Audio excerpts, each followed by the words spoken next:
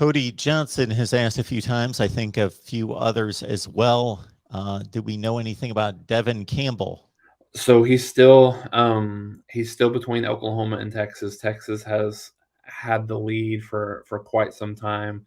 I haven't really heard anything new other than the fact that he is going to announce on signing day.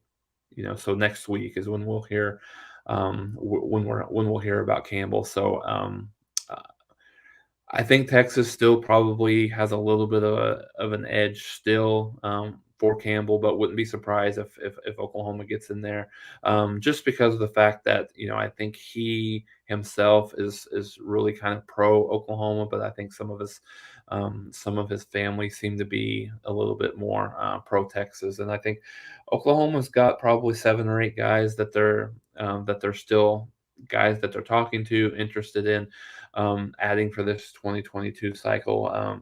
Devon Campbell is one. We talked a little bit about offensive lineman Josh Connolly last week. Had an official visit to Oklahoma. Heard that it went well. Like I said, we talked about him. He's a guy that's probably not going to commit until maybe March, April timeframe. So it's a little bit of a catch-22. How much are you willing to wait on him versus some other guys that are more willing to commit early on. Oklahoma got some really good news a couple of days ago, actually yesterday, from Gentry Williams. He has reconfirmed his commitment to Oklahoma. Had an official visit this past weekend with Oklahoma. Really vibed very well with Jay Valai. Liked where Oklahoma was going from that. So he's completely shut down anything else and has reconfirmed his commitment to Oklahoma, which is good. And everything that I've heard, that it was on that trajectory, but good to see him publicly kind of come out and talk through that. Cavante Henry's another guy, linebacker, came in for a visit just recently. Has been very, very pro Oklahoma via Twitter. Another linebacker, so he's a guy that I think Oklahoma's very, very strong with right now. A couple of our Mason Thomas is a kid linebacker that has been committed to Iowa State that Oklahoma kind of got in late. So I think he's a guy that Oklahoma's still in on. Ahmad Moten is another guy, a defensive lineman that Oklahoma's a couple of 3-star guys, a little bit like under the radar type kids that obviously aren't some of the top 50, top 100 recruits, but people that Oklahoma's really liked from an evaluation perspective. Oklahoma, the previous staff wasn't really in on, and Todd Bates and some of the new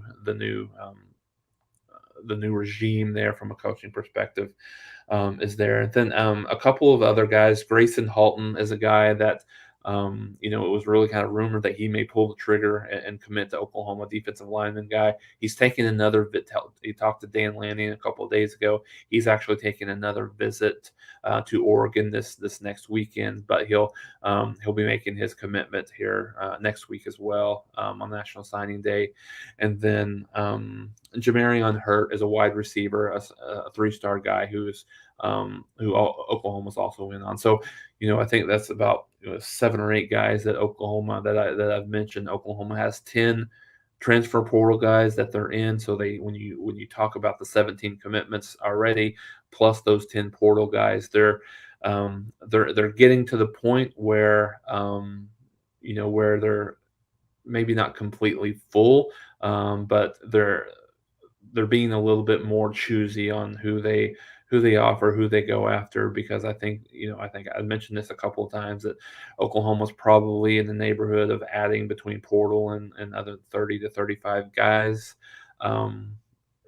through that process. So it'll be interesting to see what Oklahoma does. But I think obviously the offensive linemen, Connolly and Campbell are a couple of guys to watch, as well as really those last 4 that I mentioned are Mason Thomas, Ahmad Moten, Grayson Halton, and then Jamarion Burt. As D-Rock Irish mentions here in the chat, Derek Mason, Auburn defensive coordinator this past season, has signed with Oklahoma State. Of course, that impacts OU in a sense, in which you would expect their defensive prowess there with the Cowboys to remain, with Jim Knowles moving to Ohio State. But Derek Mason has been highly successful as a defensive coordinator in the past at Stanford before getting the Vanderbilt head coaching job and moving on to Auburn for 1 year. Also, keep in mind, folks, that 1 week from today, we will be in the midst of National Signing Day. Of course, that is not anything close to what it's been in the past in regards to most of the work being completed on December 15th, but we still may have some interesting news and notes, and maybe even if not any direct Oklahoma signees, but certainly a lot of movement and tracking across the country and in the Big 12.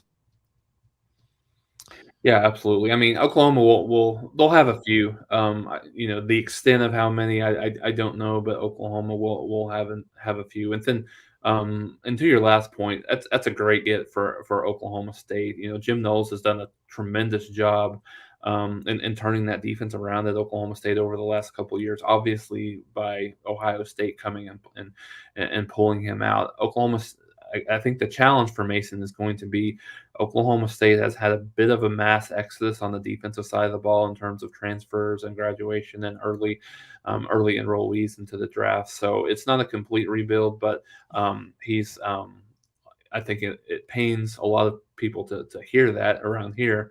But that's a really good ad for Oklahoma State. Very, very respected guy among the business, and then he's done a really good job everywhere he's been from a defensive side perspective. I mean, it's so difficult. I don't really blame really much of what happened to Vanderbilt. It's so incredibly difficult to win at a program like that. One of the toughest jobs, one of the toughest Power 5 jobs in the country, just in terms of the lack of support for their athletic program. But no, he did had a few winning seasons, got the Commodores to a bowl game a couple of times. So really, really a respected guy in the business. So I think he'll do a good job at Oklahoma State.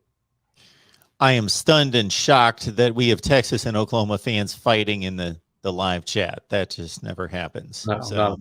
Not at all. It seems like Texas and Oklahoma fans are willing to fight every day of the year. So about this anything. is the place to do it. Literally anything.